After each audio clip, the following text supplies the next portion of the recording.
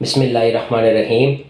अपनी पिछली वीडियो में मैंने अपर रेस्पिरेटरी ट्रैक इन्फेक्शंस का ज़िक्र किया था। इस वीडियो में मैं लोअर रेस्पिरेटरी ट्रैक इन्फेक्शंस का ज़िक्र करूँगा।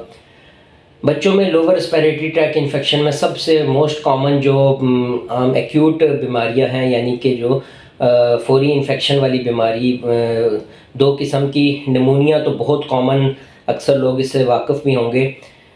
जो महीने की उम्र के बच्चे होते हैं, इन्फेंट्स या जो नौज़ायदा बच्चे, न्यूनेट्स, 10 दिन के बाद से 1 महीने तक, महीने की उम्र वाले बच्चों में सबसे कॉमन, निमोनिया से भी ज़्यादा कॉमन एक lower respiratory tract infection bronchiolitis होता है।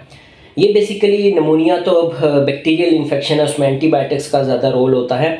ब्रोंकियोलाइटिस ये वायरल इन्फेक्शन है। जिस तरह मैंने अपर रेस्पिरेटरी ट्रैक इन्फेक्शन का जिक्र किया था, उसमें वायरल इन्फेक्शन ज़्यादा होता है, वायरस से होता है। जैसे कि कुछ अर्सा पहले, कुछ साल पहले कोविड ने पूरी दुनिया में तबाही मचाई थी, वो भी एक वायरस था। तो इस तरह ब्रोंकियोलाइटिस भी रेस्पिरेटरी सिंसिशियल वायरस से होता है। और ये बेसिकली वही बच्चे में क्या कहते हैं, डिस्ट्रेस के साइंस आते हैं। जैसा कि मैंने पहले जिक्र किया था, डिस्ट्रेस में सांस की तेज़ी, रिसेशंस, घड़े पड़ जाना, नेज़ल फ्लेयरिंग, ट्रैकियल टग।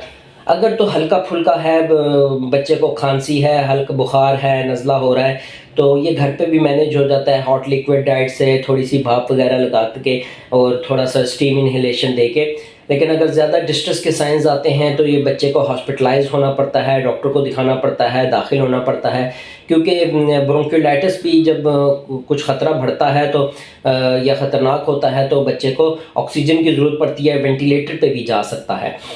तो निमोनिया तो आप लोगों को पता ही है कि वो भी सांस की तेज़ी को निमोनिया कहते हैं। वो बेसिकली फेफड़ों का इन्फेक्शन होता है। ब्रोंकियोलाइटिस जो है वो फेफड़ों से पहले जो ब्रोंक्यूल्स होते हैं, जो सांस की नालियाँ होती हैं अंदर फेफड़ों के, उनका इन्फेक्शन होता है।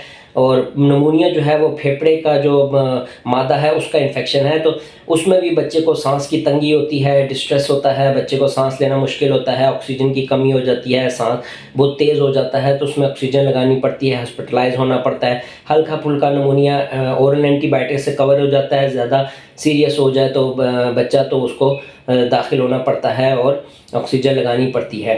तो इंशाल्लाह मुझे उम्मीद है कि इन अलामात को पहचानते हुए आप अपने बच्चे को जल्द अज़ जल्द, अगर ये खुदा न खास्ता बीमारी हो गई तो अस्पताल लेके आएंगे, डॉक्टर को दिखाएंगे और बर वक्त इलाज मुमकिन हो सकेगा।